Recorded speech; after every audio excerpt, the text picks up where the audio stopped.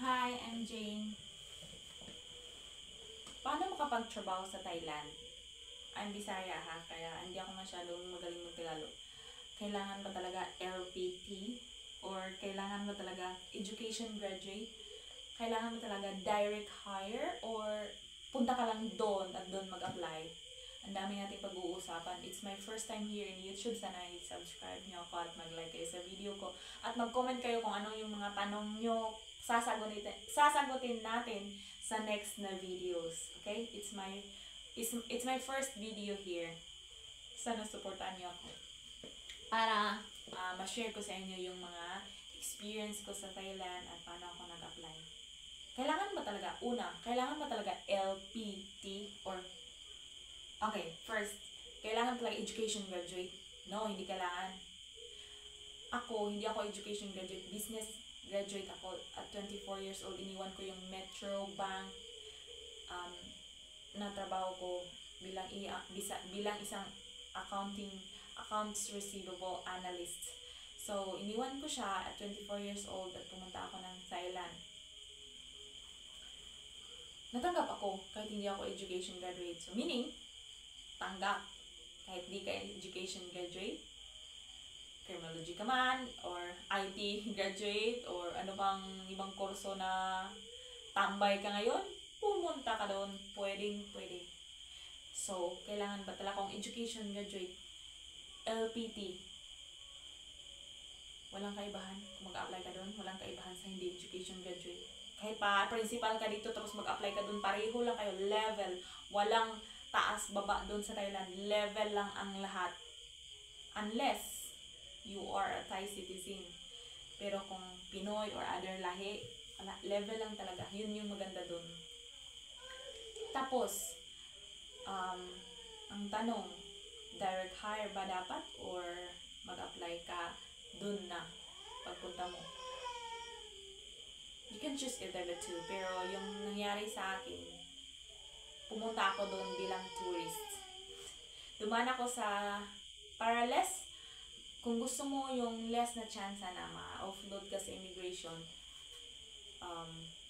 mag-join tour ka. Maghanap ka ng mga dapat legit na reviews, legit agencies dyan sa Facebook na na agency na mga nagtutour, mga travel and tour. Nag-join tour ako para, may nag-advise kasi sa akin na mas okay yung join tour. Less ang hassle, tapos less ang chance na ma-offload ka. Totoo nga naman. Kasi madami kayo, hindi kayo magkakakilala, tapos nag-join tour kayo, isipin nyo na yung immigration, may pera to. Yung mga ganun. So, yun. Kung mag-apply ka online, nandito ka pa sa Pinas, yun, kung gusto mong ganun, ayaw mo mag-take ng risk, pero matagal-tagalan din bago mangyari yun. Pero kung hindi ka education graduate, hindi ka makapag-apply masyado, hindi ka maliit lang yung chance na ma-apply ka, ma-hire ka, ma-direct hire ka, kasi nga, syempre, education yung priority, no? Kapag sa online ka mag-apply. So, mag-ano ka na lang, mag-tourist ka na lang kung pupunta ka ng Thailand. Makakagala ka pa. Tapos, kung 60 days kasi ang binibigay ng Thailand na mag-stay as Filipino citizen doon. So, yung 60 days, dapat may pera ka. Dapat may pambuhay ka sa sarili mo. Hindi naman siguro aabot ng 60 days bago ka matanggap, no? Kung hindi ka lang mamimili ng school. Ang hirap talaga ng Tagalog. Huwag ka lang mamili ng school. Lalo na't hindi ka education graduate. Ang dami mong mapag-applyan. Yung mga government school, kahit maliit lang ang sahod, i-compare mo naman dito sa Pinas, less lang naman ang work doon, walang paperwork. Tapos, pag tapos ng alas 4, wala na talagang pasok, or alas 3. Wala nang take-home job. Wala na. Tapos,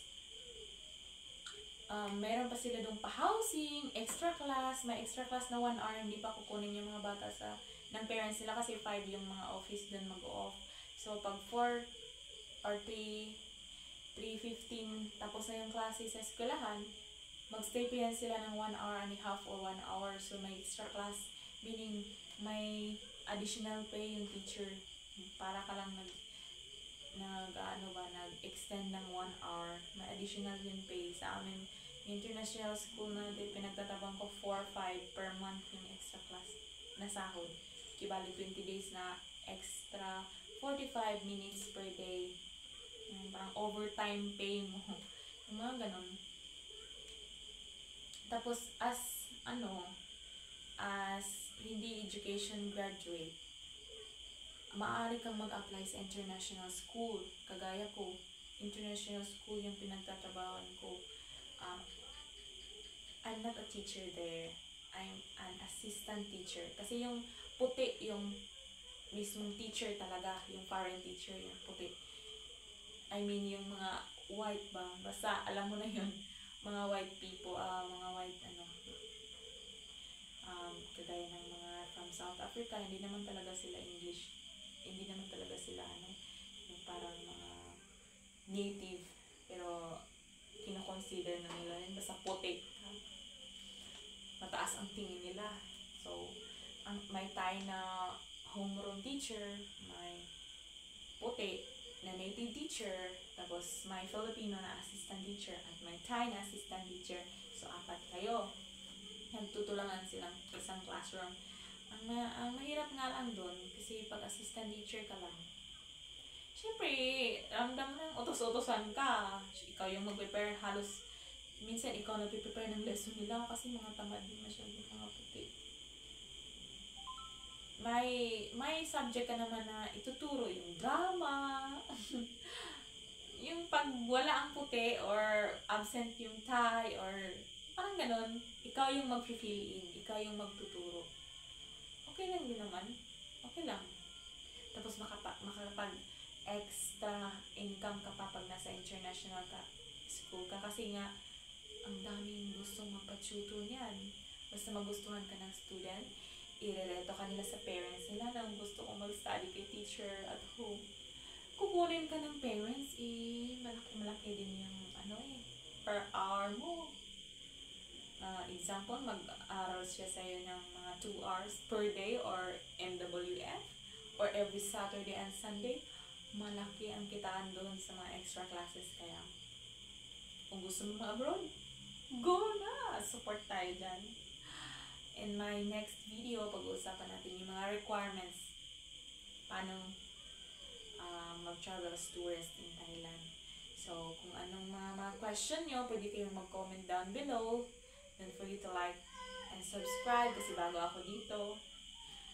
I-comment nyo lang yung mga katanungan nyo kasi pag-uusapan natin in my next video. Thank you!